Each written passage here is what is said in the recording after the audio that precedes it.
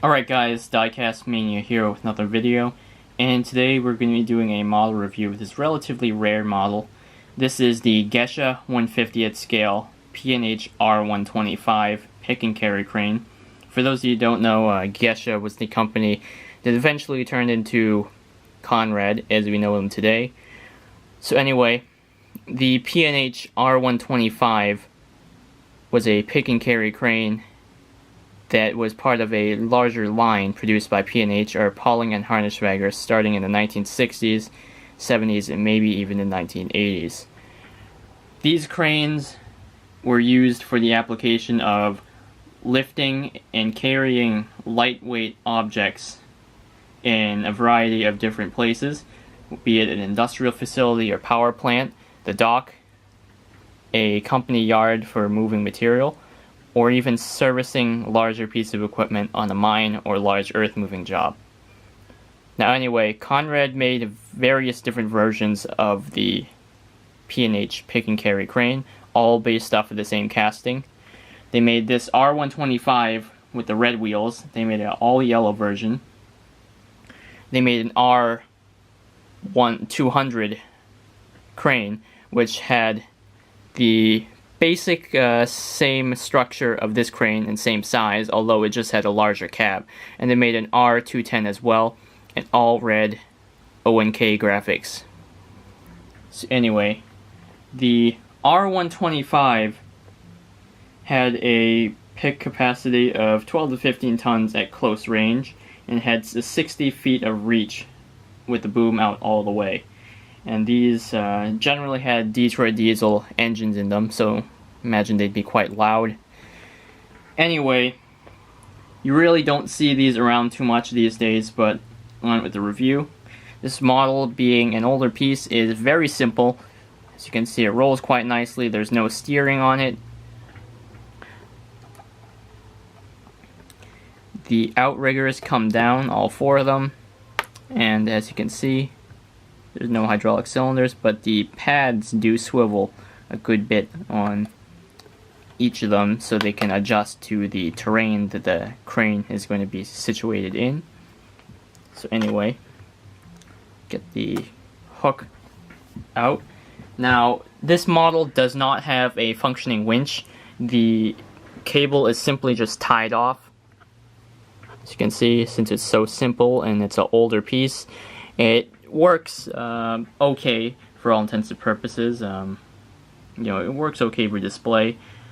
Now, as you can see, the boom swivels 360 degrees, just like that. 2 hydraulic cylinders to lift the boom up. That's the maximum angle. That's the lowest. And there are 2 anchoring points for the hook, one at the front and one at the back, so you can hook the hook on the end like that if you wanted. Now, big thing about these cranes is the cab does not move with the boom, so a lot of the reputations of these cranes are known as neck breaker cranes, because the operator sits in there and works the crane for whatever it needs to do, and basically the operator just has to crane their neck around to operate this thing, because in order to keep an eye on what it was doing at any angle, the operator had to be looking out these fairly awkward windows in a low position. So anyway, with the other functionalities, the boom extends out 2 sections, just like that, and has a decent reach. I'm not gonna zoom out all the way, but as you can see. But anyway, the boom sections are plastic, and the main section here is die-cast. So we're just gonna hook the hook back on and bring up the outriggers and move on to the details.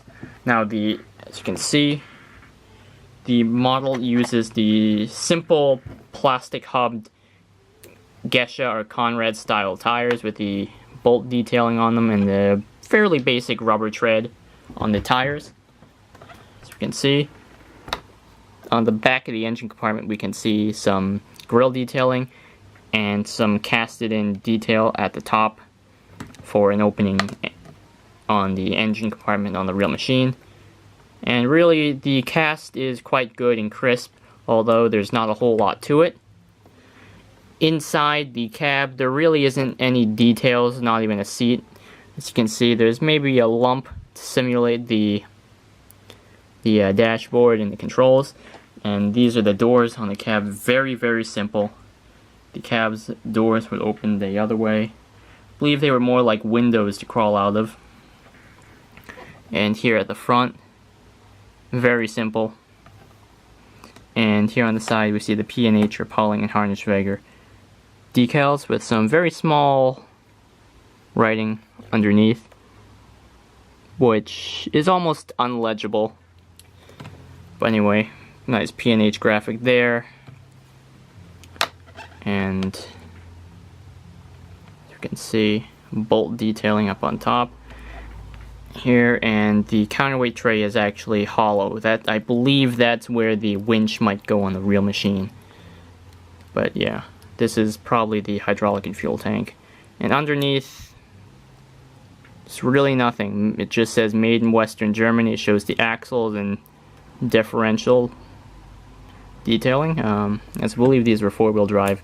But anyway, before we end off the review, I'm just gonna put it next to a modern model of comparable role, the Grove Yard Boss YB5515 by TWH or Sword. So anyway, there we go. The Yard Boss is just about the same size, but anyway, there you go. Thanks for watching. Have a great day. Bye.